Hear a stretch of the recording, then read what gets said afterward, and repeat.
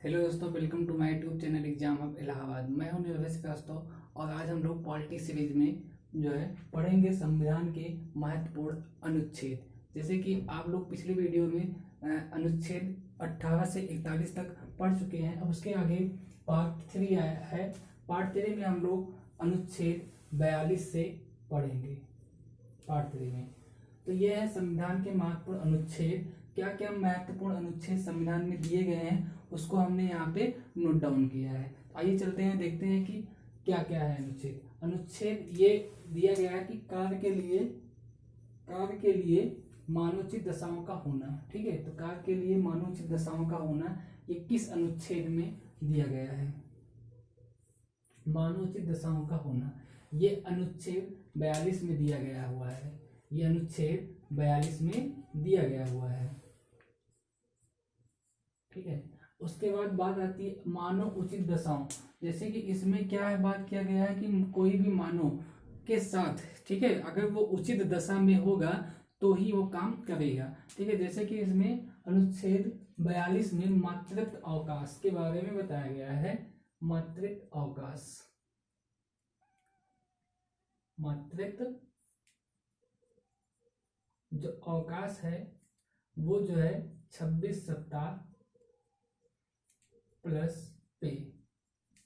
यानी कि जो महिलाएं गवर्नमेंट जॉब कर रही होंगी या मतलब कोई भी जॉब कर रही होंगी उनको जो है 26 सप्ताह का जो है मातृत्व अवकाश दिया जाएगा, वो भी बिना मतलब सैलरी कट किए हुए, यानी कि उनको साथ में सैलरी भी दिया जाएगा।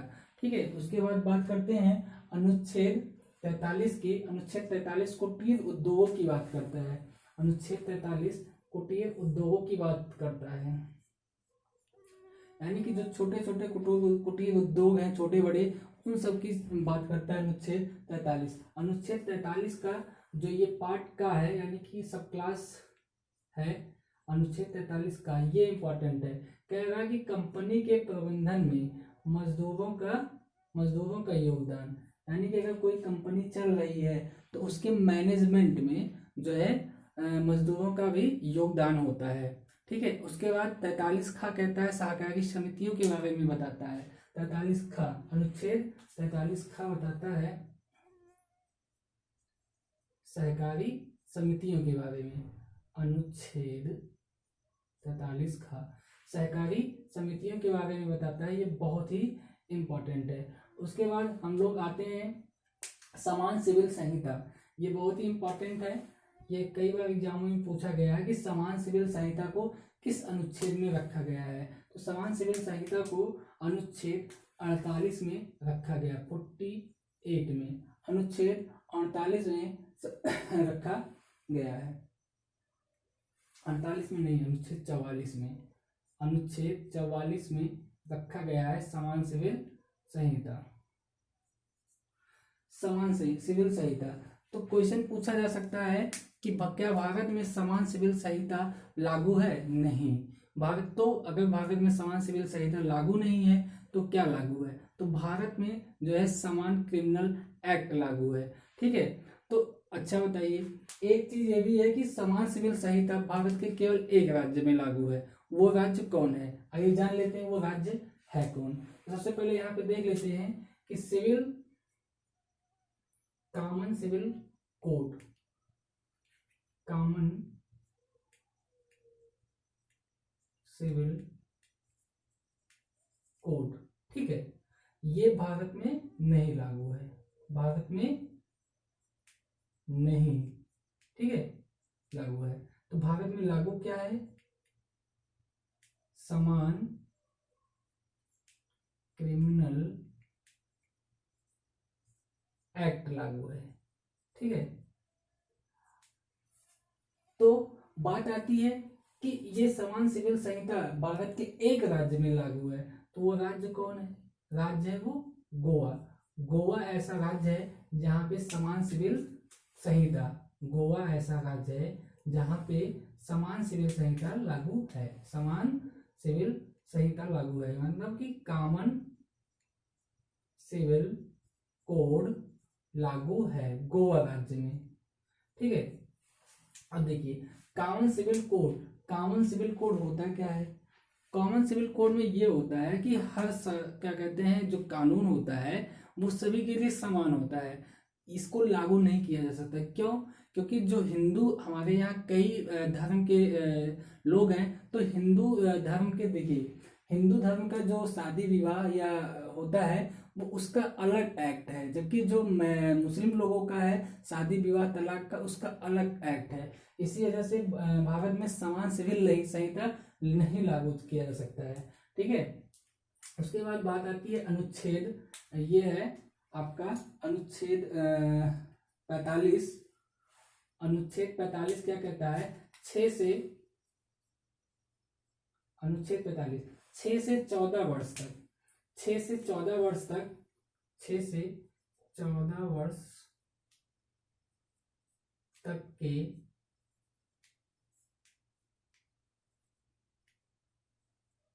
बच्चों को, ठीक है, मुफ्त शिक्षा, 6 से 14 वर्ष तक के बच्चों को मुफ्त शिक्षा एवं उनकी देखभाल करना। ठीक है, ये अनुच्छेद आपका दिया गया है अनुच्छेद 45 में। ठीक है, तो ये देखिए 6 से 14 वर्ष तक के बच्चों को मुफ्त शिक्षा, ये जो है संविधान में क्या कहते हैं, 42वें संविधान संशोधन के द्वारा जोड़ा गया था। 42वें संविधान संशोधन 1976 द्वारा जोड़ा गया। ठीक है, जोड़ा गया ये संविधान में। हाँ, तो क्वेश्चन ये भी पूछता है कि 6 से 14 वर्ष तक के बच्चों को मुफ्त शिक्षा एवं उनकी देखभाल, ठीक है, ये 42वें संविधान संशोधन द्वारा जोड़ा गया। किस समिति के द्वारा जोड़ा गया था? किस समिति? तो ये है सरदार स्वर्ण सिंह समिति, सरदार स्वर्ण सिंह समिति की सिफारिश पे इसको जोड़ा गया था। तो स्वर्ण सिंह समिति की सिफारिश पे इसको जोड़ा गया था। ठीक है, अब बात आती है जो है अनुच्छेद, ये है पशु संवर्धन एवं तकनीकों, पशु संवर्धन एवं तकनीकों का बढ़ावा देना। ठीक है, पशुओं का संवर्धन और नई नई तकनीकों का बढ़ावा देना, ये अनुच्छेद जो है 46, ये अनुच्छेद जो है 48 में बताता है कि पशुओं का संवर्धन करिए और नई नई तकनीकों का बढ़ावा दीजिए। ठीक है, तो इसमें अनुच्छेद 48 में रखा गया है। और इसके बाद जो अनुच्छेद आता है 48 का सब क्लास 48 का, ये इंपॉर्टेंट हो जाता है। 48 का क्या कह रहा है? 48 का अनुच्छेद 48 का ये सब क्लास प्राकृतिक पर्यावरण का संरक्षण। ठीक है, जो प्राकृतिक पर्यावरण है उसका संरक्षण करना जो है ये अनुच्छेद 48 में बताया गया है। इसके बाद बात करते हैं अनुच्छेद जो भी है इम्पोर्टेंट उसके बारे में हम लोग बात करेंगे। अनुच्छेद ये आगे है राष्ट्रीय स्मारकों, यानी कि जो नेशनल मोनुमेंटम है, राष्ट्रीय महत्व के स्थान है और वस्तुएं। ठीक है, इनका संरक्षण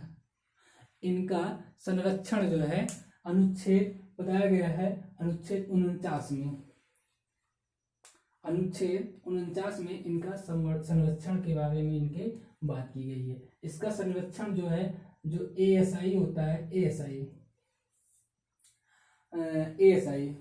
ठीक है, आर्कियोलॉजिकल सोसाइटी ऑफ इंडिया के द्वारा किया जाता है। ठीक है, इसके बाद बात करते हैं इस कार्यपालिका का न्यायपालिका से पृथक्करण। कार्यपालिका का न्यायपालिका, ठीक है, कार्यपालिका यानी कि जो कार्यपालिका है, ठीक है, और न्यायपालिका का, तो ये इम्पोर्टेंट क्वेश्चन है। ठीक है, पूछ लेता है कि कार्यपालिका का न्यायपालिका से पृथक्करण किस अनुच्छेद में रखा गया है? तो अनुच्छेद 50 में रखा गया है, ये इम्पोर्टेंट है। ठीक है, अब मूल कर्तव्य क्या है? भाग 4 का से जो इम्पोर्टेंट हमें लगा है उसको हमने रखा है। तो यहाँ पे है अनुच्छेद 51। अनुच्छेद 51 का अनुच्छेद 51 का मूल कर्तव्य के बारे में बताता है। तो कितने मूल कर्तव्य हैं? तो 11 मूल कर्तव्य हैं। ठीक है, यही बात कर लेते हैं। तो मूल अधिकारों की संख्या कितनी है? तो 6 है। ये मूल अधिकार है, मूल अधिकारों की संख्या 6 है और मूल कर्तव्यों की संख्या 11 है। ठीक है, राष्ट्रपति, अब उसके बाद राष्ट्रपति और उपराष्ट्रपति से जो है रिलेटेड कौन कौन से अनुच्छेद इंपॉर्टेंट है उसको हम लोग देख लेते हैं। तो सबसे पहले आ गया बात राष्ट्रपति। ठीक है, राष्ट्रपति होता क्या है उसके बारे में जो है अनुच्छेद 52 में बताया गया। अनुच्छेद 52 बताता है राष्ट्रपति के बारे में। ठीक है, राष्ट्रपति होता क्या है। ठीक, उसके बाद संघ की कार्यपालिका शक्ति, उसके नीचे है संघ की कार्यपालिका शक्ति का जो है राष्ट्रपति में निहित होना। ठीक है, ये बात करता है अनुच्छेद 53। अनुच्छेद 53 बताता है संघ की कार्यपालिका शक्ति राष्ट्रपति में निहित होगी। ठीक है, उसके बाद बात आती है पुनर्निर्वाचन, राष्ट्रपति का पुनर्निर्वाचन। ठीक है, राष्ट्रपति का पुनर्निर्वाचन ये है अनुच्छेद आपका 54 में। अनुच्छेद 54 में बताता है कि राष्ट्रपति का पुनर्निर्वाचन कैसे किया जा सकता है। ठीक है, अनुच्छेद 54 आपका बताता है राष्ट्रपति का पुनर्निर्वाचन। अब उसके बाद राष्ट्रपति का शपथ, राष्ट्रपति का शपथ ये इंपॉर्टेंट हो जाता है। राष्ट्रपति का शपथ के बारे में अनुच्छेद किसमें बताया गया है? तो इसका वर्णन जो है राष्ट्रपति का शपथ अनुच्छेद 60 में बताया गया है। ये इंपॉर्टेंट है। इसके बाद महाभियोग, राष्ट्रपति पे महाभियोग कैसे लगाया जाता है इसके बारे में अनुच्छेद 61 हमें बताता है। ठीक है, तो राष्ट्रपति के लिए अलग से हम वीडियो बनाएंगे कि राष्ट्रपति की पद की योग्यताएं क्या होता है, राष्ट्रपति होता क्या है, उसकी विधायी शक्ति क्या है, राष्ट्रपति की सैन्य शक्तियां क्या होती हैं, राष्ट्रपति पे महाभियोग कैसे लगता है, या फिर राष्ट्रपति की क्षमा देने की शक्ति क्या होती है। ये सारी चीजें हम बताएंगे। इसके बाद बात आती है उपराष्ट्रपति। उपराष्ट्रपति उपराष्ट्रपति ठीक है, तो उपराष्ट्रपति क्या होता है ये हमको अनुच्छेद जो है 63 में बताया गया है। अनुच्छेद 63 में ये बताता है कि उपराष्ट्रपति क्या होता है। ठीक है, अब उसके बाद बात आती है उपराष्ट्रपति राज्यसभा का पदेन सभापति होता है। जो हमारा उपराष्ट्रपति होता है ये राज्यसभा होती है, राज्यसभा का क्या होता है पदेन सभापति होता है। तो इसका जो है हमको बताया गया है अनुच्छेद 64 में। अनुच्छेद 64 में हमको बताया गया है। ठीक है, अब बात आती है आकस्मिक समय में यानी कि जब राष्ट्रपति ना हो। ठीक है, उस समय में, अब आकस्मिक समय कोई भी हो सकता है, जब राष्ट्रपति ना हो तो उस समय उपराष्ट्रपति जो है राष्ट्रपति के रूप में कार्य करेगा। ठीक है, तो इसको जो है अनुच्छेद कितने में रखा गया है अनुच्छेद 65। अनुच्छेद 65 हमें क्या बताता है कि आकस्मिक समय में उपराष्ट्रपति जो है वो राष्ट्रपति के रूप में काम करेगा। ठीक है, उसके बाद बात आती है उपराष्ट्रपति का शपथ।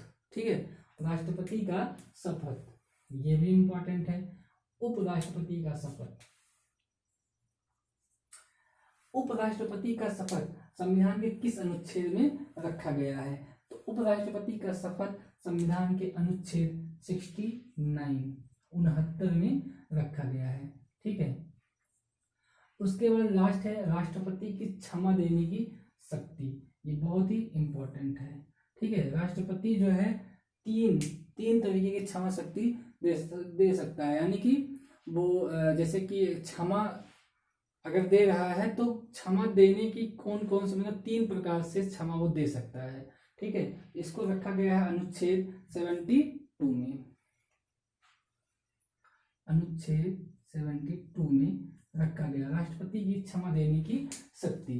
तो वो क्षमा देने की शक्ति जो है क्या है निलंबन। ठीक है, यानी कि जो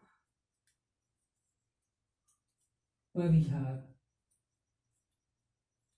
ठीक है, और लघुकरण,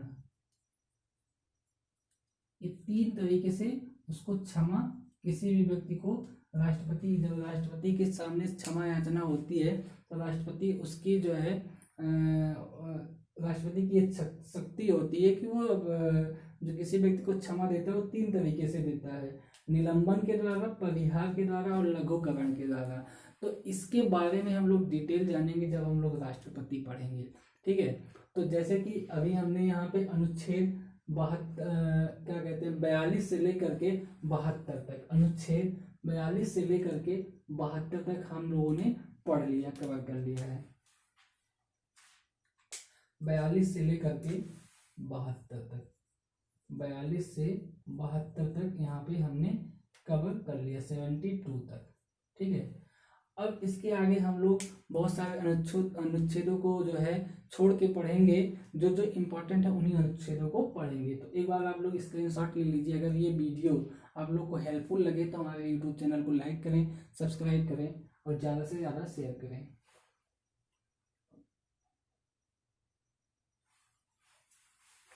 थैंक यू दोस्तों।